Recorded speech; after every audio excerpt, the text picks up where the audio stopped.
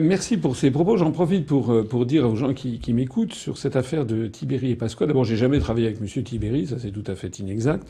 J'ai été candidat en 2001, mais c'était il y a 18 ans. Hein. Il y a 18 ans quand même. J'ai été candidat aux élections municipales parisiennes lorsque j'ai travaillé auprès de Charles Pasqua, président du Conseil général de Hauts-de-Seine. Mais M. Tibéri, je l'ai vu une fois dans ma vie, je n'ai jamais travaillé avec lui. Ça, c'est un premier point. S'agissant de Charles Pasqua, j'ai été son directeur de cabinet au Conseil général des Hauts-de-Seine, mais je n'ai jamais travaillé avec Charles Pasqua lorsqu'il était ministre de l'Intérieur. Ça, c'est un point également très important.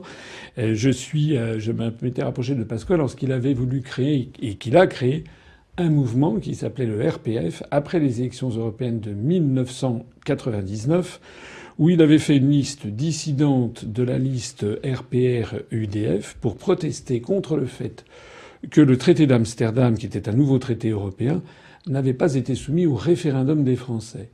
Et à l'époque, c'était donc en 1999, il y a donc 20 ans, j'avais 20 ans de moins, ça tout le monde peut le comprendre, et j'étais plus naïf en politique. Je n'étais pas extrêmement ferré en politique, même si j'avais fait du cabinet ministériel. Je n'avais jamais adhéré à un parti politique. Et moi, j'avais cru ce qu'on lisait dans la presse, c'est-à-dire que M. Pasqua voulait créer un mouvement néo-gaulliste et un mouvement sur la souveraineté de la France, parce que ça, c'est une idée que j'avais déjà depuis longtemps. Alors, je crois important de préciser tout ça. Je n'ai ni absolument pas mon parcours, hein, mon curriculum vitae. Je n'ai absolument pas d'ailleurs à en rougir si peu que ce soit.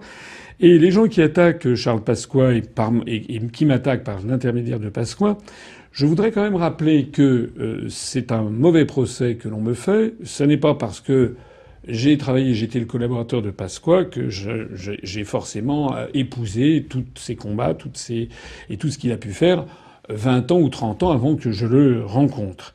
Ou alors, si c'est comme ça, à ce moment-là, il faut qu'on déballe tout. Hein. Monsieur Mélenchon, parlons-en, puisque je crois que certaines de ses troupes sont les premières à essayer de me critiquer là-dessus.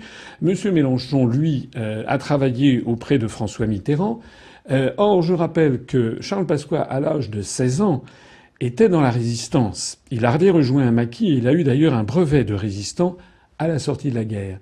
Alors que François Mitterrand a eu, je le rappelle, en avril 1942, la Francisque numéro 2202. Donc Mitterrand a commencé comme un parfait collabo. Il avait fait don de sa personne au maréchal Pétain, comme le maréchal Pétain a fait don de sa personne à la France. C'était le serment qu'il devait dire lorsqu'il recevait la Francisque, qu'il fallait d'ailleurs solliciter et avoir 2 parrains. Et puis je rappelle que M. Mélenchon a travaillé auprès de François Mitterrand lorsque François Mitterrand était à l'Élysée.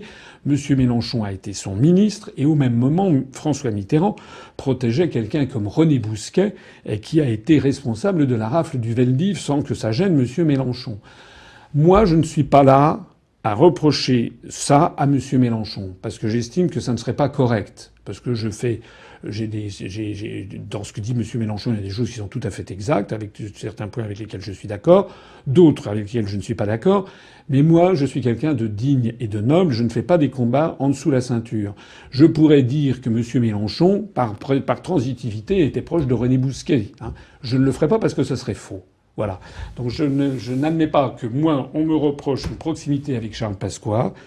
J'ai tout à fait une proximité avec Pasqua, mais j'ai ma personnalité, c'était il y a 20 ans. Et de la même façon que ce ne serait pas correct de reprocher à Mélenchon sa proximité avec François Mitterrand et par transitivité avec René Bousquet. Voilà, je voulais faire ça parce que c'est un point qui est assez odieux. Et d'ailleurs, je sais bien que ça pénalise il faut bien qu'on me trouve quelque chose à me reprocher. Hein, et comme on ne trouve rien à me reprocher, il faut bien qu'on essaie de s'en prendre à mon passé. Et il y a également, on en parlait, je crois, avant notre entretien, Sylvie, il y a aussi la notice Wikipédia qui est refroidissante, je crois. Oui, je l'ai trouvée très très tendancieuse. Ah oui, c'est le moins qu'on puisse dire. Voilà. Hein. Oui, oui, oui.